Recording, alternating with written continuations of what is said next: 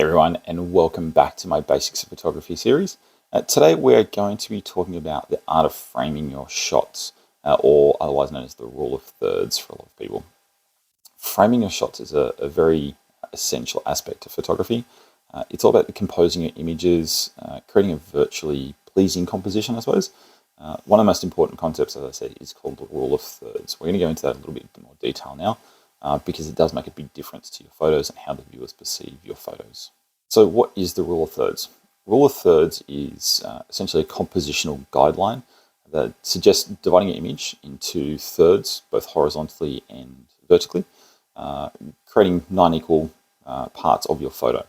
By placing important elements of your image along those lines or at the intersections of those lines, you can create a more balanced and dynamic composition. It's more visually pleasing to the eye, and can lead to much more balanced kind of look, and especially when you're talking car photography, can give you a leading feel in the photo and actually show a lot more movement in the photo.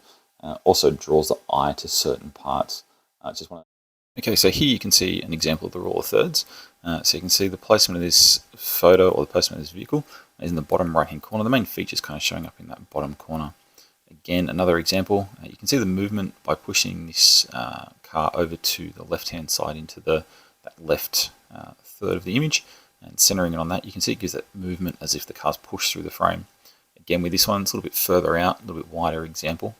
You can see that the car's located on the right-hand third on that line in the bottom corner.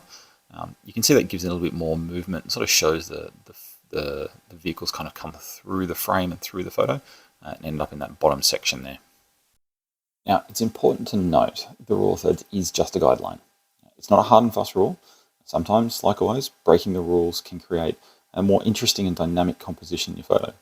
You'll find this quite often in car photography and racing photography. Rule of thirds, yes, it will give a balanced image, but quite often you can get a much more interesting and intriguing image, especially when you're catching action shots, of by breaking those rules and not sticking to the rule of thirds. The most important thing with the rule of thirds and with composition is experiment. Find what works best for your images. If you're not quite sure about getting it in camera, zoom out a little bit, get a wider image, and then in post you can crop it down, you can muck around, you can move it to the left, to the right, up, down, side to side. You can manipulate a lot more and kind of see what works for you. And it's just a matter of practice and a matter of time. You'll eventually kind of go, okay, I know what I'm sort of looking for, and I know what I like the feel of in my photos and what I like my outcome to be. You can then translate that into actual camera shot and into shots in camera. So when you're framing your shots in camera, you're going to be looking for getting cars in the top corner, dead center, whatever it happens to be. So here's a couple of examples of leading lines. You can see I've focused on the front left corner. It's down in the bottom right hand of the bottom third of the image. Those lines lead back into the image, drawing your eye into the photo. It's another example here. You can see the fence line has actually created a leading line to take your eye up and around to the car. Even though the car isn't on the rule of thirds, you can see it's sort of taking your eye up and around and leading your eye into the image and deeper into the image to connect with that feature, which is the car.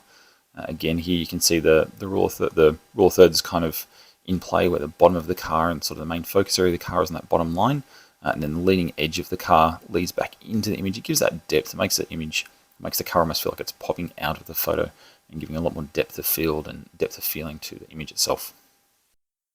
In addition to the rule of thirds, there are several other ways of framing your shots. For example, using leading lines. We use that a lot in car photography, such as you can use it in other things as well, but not just of the cars themselves. You can get leading lines through the lines of a track, through a fence line, through the lines of a road if you're depending on where you're taking your photos.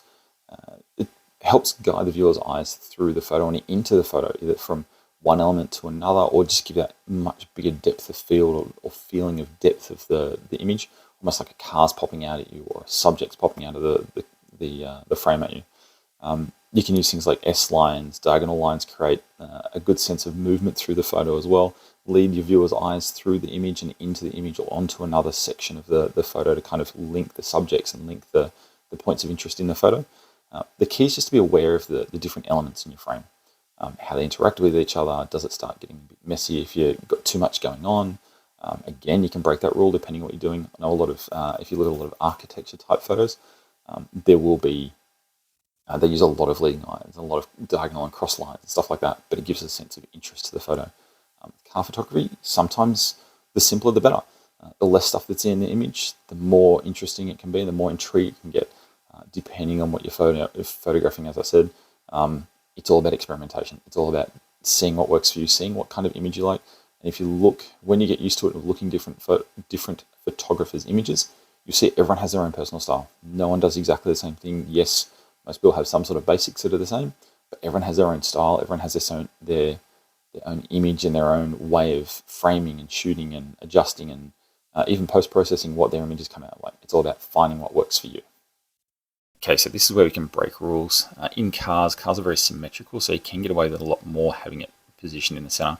You can see the main features of the vehicle do still coincide with those rules of third lines, where it's broken up on the grid line.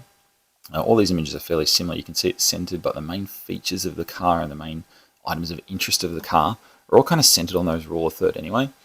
This one's a little bit less on the rule of thirds. Is actually, if you can see, it's smack bang in the middle of the center third section, or the center ninth, I suppose you'd call it. It sort of touches on the outer edges and the outer thirds, but the main focus area is dead center of the car. Because cars are symmetrical, symmetry is very pleasing to the eye, so you can get away with it a lot more in car photography and vehicle photography, things that are naturally symmetrical anyway, as opposed to portraits that people generally haven't got symmetrical features. So putting them dead center can look a little bit weird, but vehicles you can get away with it a lot more. So I hope this video has given you a little bit more insight into an understanding of framing your shots, rule of thirds, and the essential aspects of getting a good composition in your photo. I said it's all about composing your image and creating a visually pleasing composition for yourself and for your viewers. Generally, if you like it, someone else is going to like it. But when it boils down to it, we do photography because we love it. We love our images. So shoot what works for you. Shoot what you find the most pleasing and the most desirable outcome for you. Remember, it's all about experimentation, as I said. Get out there, get your camera, shoot, just try different things, see what works, different compositions, different settings, and see what works for you. Thanks for watching, guys. Don't forget to like and subscribe so you don't miss any of the future episodes, and I will see you in our next episode of the Photography of Basics.